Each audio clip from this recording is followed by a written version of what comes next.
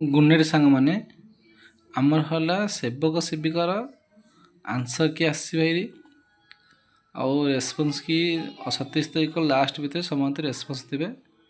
ଏ answer କି ଆଉ ବିଭିନ୍ନ ପ୍ରକାର ୟୁଟ୍ୟୁବ୍ ଚ୍ୟାନେଲ୍ ଦେଖିଲା ପରେ ପିଲାଙ୍କ ମାର୍କ ଦେଖିଲା ପରେ ଯାହା ଲାଗିଲା ଆମର ବହୁତ ପିଲାଙ୍କର ମାନେ 16 ପ୍ଲସ୍ ଭୁଲ 12 ପ୍ଲସ୍ ଭୁଲ ମିନିମମ୍ 15-16ଟା କମ୍ପଲସରି ପ୍ରାୟ ପିଲା ଭୁଲ ହେଇଛି। ଆଉ ଯେଉଁମାନେ ସବୁ ଭଲ ପିଲା ଭଲ ପଢ଼ନ୍ତି ସେମାନଙ୍କର ଯେଉଁମାନେ 90 କରିଛନ୍ତି ସେମାନଙ୍କର 5, 6, 10 ପ୍ରାୟ ଭୁଲ ହେଇଛି। କିନ୍ତୁ ବହୁତ ପିଲାଙ୍କର ପ୍ରାୟତଃ 20, 15, 18 ଏମିତି ଭୁଲ ହେଇଛି।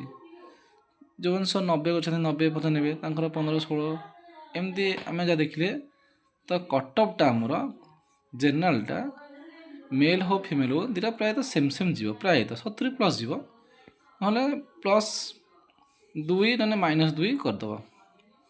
ଓବିସିଟା ସେମିତି +2 -2 କରିଦେବା। ଏସିଟା ସେମିତି +2 -2 କରିଦେବା। ଏସଟିଟା ପ୍ରାୟତଃ ସେମ୍ ପାଖାପାଖି ରହିବ।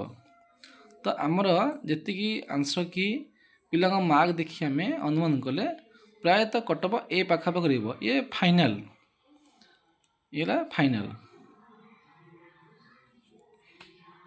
ଯେଉଁମାନଙ୍କର ଏତିକି ସବୁ ମାର୍କ ହେଉଛି ସେମାନେ ଡକୁମେଣ୍ଟସ୍ ରେଡ଼ି ରଖନ୍ତୁ ଡିପି ପାଇଁ ଯିବି ବୋଲି। ତ ଆମର ଆନ୍ସର କି ଆସିଛି ଭାରି 27 ତାରିଖ ପରେ ଆସିବ ଭାରି ଫାଇନାଲ୍ ଆନ୍ସର କି ତାର ଠିକ୍ 10-15 ଦିନ ପରେ ବା ଡିସେମ୍ବର ବେଳକୁ ଡିସେମ୍ବର ସେଇ 1st-2nd ୱିକ୍ ଆମର ଡିପି ପାଇଁ ଆସିବ ଭାରି, ବହୁତ ଜଲ୍ଦି ହେଇଯିବ।